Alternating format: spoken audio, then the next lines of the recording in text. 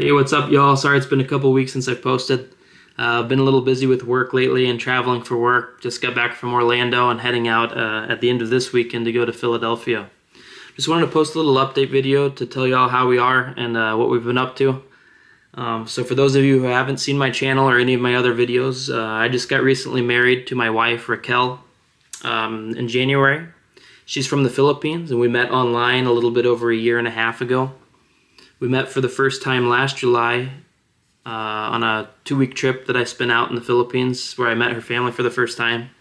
And then we met for the second time this past January where I flew out there for 3 weeks, and we got engaged and married during that trip.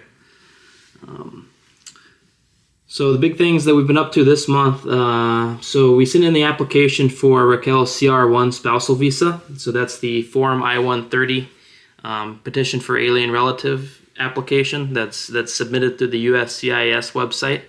If any of you have ever completed that process before, you know how lengthy and time consuming it can be. There's a lot of information that's needed in that I-130 document, as well as the I-130A document that gets submitted along with it, with probably the most time spent filling out that evidence of bona fide marriage, where you have to prove kind of that your marriage is legitimate and that you get married for the right reasons. So before submitting this application, I had done some research, and the USCIS website has an estimated time for processing, particularly for the CR1 spouse visa, and it says about 14 months or so. And since I've sent in the application, I did receive a receipt notice, so I know what service center received the application. In our case, it's the one in Nebraska, which fortunately seems to be one of the faster processing of the service centers. And since I've received that receipt notification, I've since logged into our account and looked at the progress information that's listed there. And it first started out saying about 2 to 4 months, which I thought was pretty odd. You know, I was expecting a longer amount of time. And what's even more odd is that time progress bar has gone down now to 5 weeks and then to 4 weeks, which seems a little bit too good to be true. And when I've researched that, I think that really is the case. You know, they say that progress bar is not accurate at all, and a lot of times it'll whittle down to about 1 week, and then you'll get this kind of indefinite notice stating that, you know, they're going to need more time to process your application. So very excited about that, and I'll let you guys know how the progress goes. I also bought tickets to go visit Raquel at the end of June. I'm going to go out to the Philippines for about 2 weeks, and she's going to get some time off of work.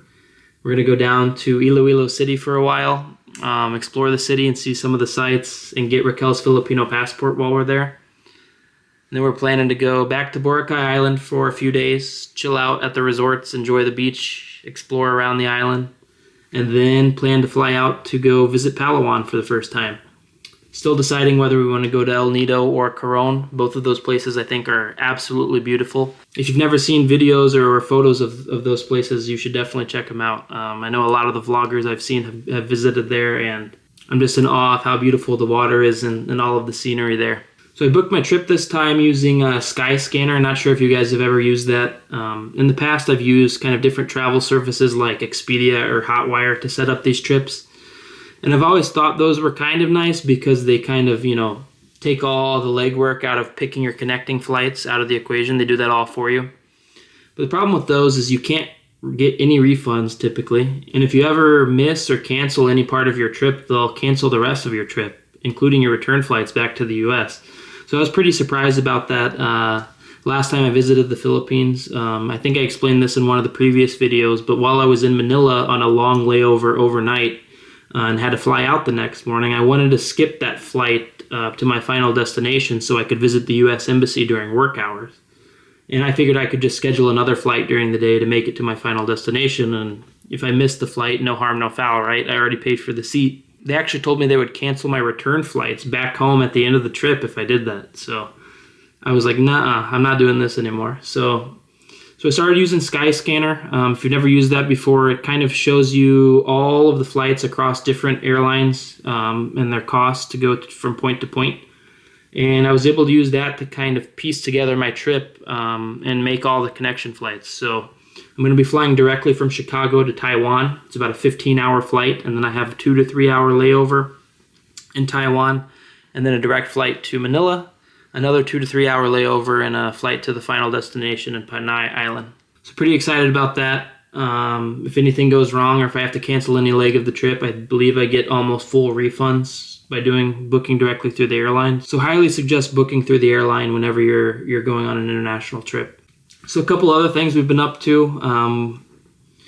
We're starting to talk about some of the details for planning our second more traditional or formal wedding.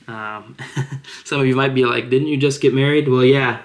You know, if you've seen our last videos, we just had a civil wedding, pretty simple civil wedding in January. But we always had the intention of having more of a formal traditional wedding later on. We always saw that first wedding as kind of the legal wedding to get this application process started for the spousal visa. But we always wanted to have a more formal wedding where we can invite more of Raquel's extended family as well as my family to be in attendance.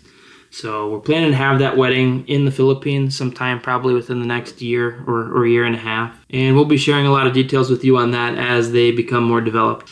So that pretty well sums it up for this little short update video. If you have any questions or if anyone would be interested in seeing more about that CR1 spousal application process, let me know. I can do a little step-by-step video through the USCIS website and kind of guide you through it.